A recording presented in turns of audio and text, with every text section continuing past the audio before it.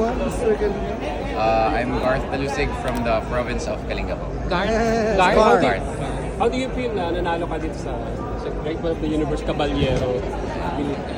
I feel great kasi I've won one of the titles even though if it's not the Great Man title.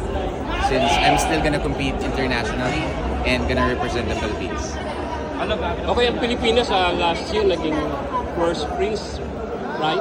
Sa Saan? Caballero.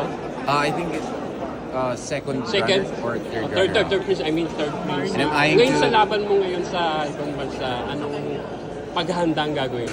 Ayun, I'm trying to eye the crown for the Caballero para po magkaroon tayo ng first Asian male na manalo sa pageant. Sa mga supporters mo, anong message mo sa kanila? Ayun, sa mga supporters ko, maraming salamat po sa pag-support sa akin, sa like, comment, share ng mga aking mga post. And sana po,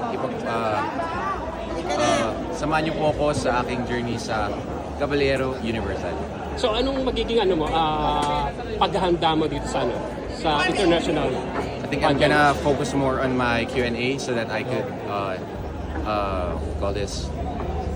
talk more fluently in the English language kasi ibang language pong ginagamit nila sa Caballero. Alam ko parang kailangan din yung yung physique di ba? Yes po, kailangan pa din po mag-workout sa aking katawan. Yes. Kasi kahit na meron, kulang pa din. Congrats and good luck. Salamat po. Mag-aaral ka bang mag-Spanish? Because it will be held in Venezuela. Yes po. I think I'm gonna learn a little bit of Spanish, like the greetings, so that I could also relate to what they are saying there. Anticipate mo man na pwedeng ikaw ang ipadala ng Pilipinas sa Caballero? Yes po, since ito ay isang pageant na ang mga candidates are mga Latino and a lot of people are saying that I look Latin. Kaya isa din po yun sa The Dominican ginupost ko. Republic. Kaya either a Great Man or Caballero, I am very happy to win this pageant.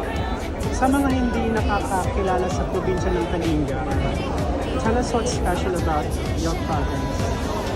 The special thing about our province in Kalinga is that we help each other out. Na even though a lot of things or a lot of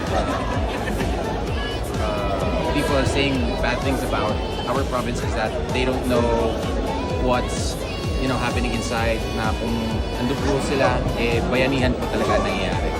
Ayun po sa mga bayan tayo. Last message to your supporters. Thank you so much sa mga nag-support sa akin from Kalinga. And sana po abangan nyo ang aking international pageant in Venezuela. Thank you so much and congratulations. Darling, isang picture lang kayo.